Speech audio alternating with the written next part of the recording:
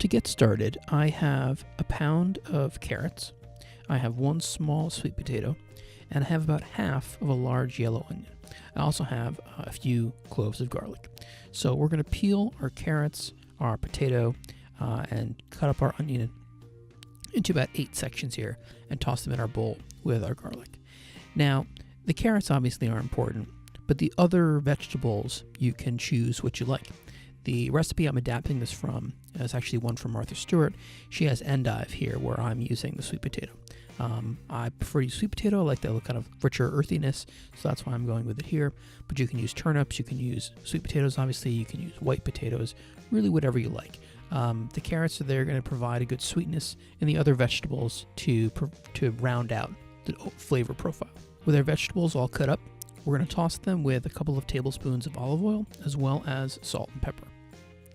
Then we're going to spread them out on a foil-lined baking sheet, pop them in the oven at 450 degrees for about 20 to 30 minutes until they're nice and golden brown. Here you can see my veggies after 30 minutes.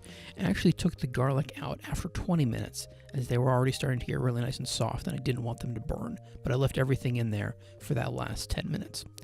Now what we're going to do is transfer everything into my pot with the garlic and a bay leaf and 2 cups of the stock of your choice. I'm using a really rich vegetable stock here. You can certainly use your own homemade stock. You can use chicken stock if you like, but what you want to be careful of is how salty it is or not. As you recall, we added salt to our vegetables before, so you just want to take that into account whenever you're adding something else that may have salt in it. Then you're going to take this whole mix, bring it over to the stove, put it over high heat just to bring the heat up, and then simmer it for, again, about 20 to 30 minutes until all the vegetables, especially the carrots, are really falling apart. Here is my soup. After about 30 minutes, everything is really nice and ready to fall apart. Here at this point, you can transfer the mix to a blender. Since I don't have a standalone blender, I'm going to use my immersion blender just to get everything nice and consistent and really blend everything up. Once we have a nice smooth mix, we're going to go ahead and add in some half and half. You can also use heavy cream here, or you can use regular milk if you prefer. I'm using about 1/3 of a cup, and what this will do is lighten up the texture, the color, as well as the flavor. So obviously you want to taste it beforehand and taste it as you go and really adjust it to where you're liking.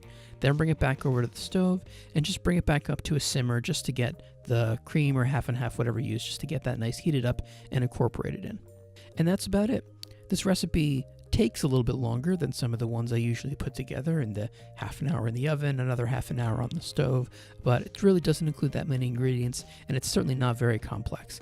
The end result is a really nice, rich, earthy flavor. Certainly you get some sweetness from the carrots, but the other vegetables, especially the onion and the sweet potato, they really added some good earthiness. See you next time.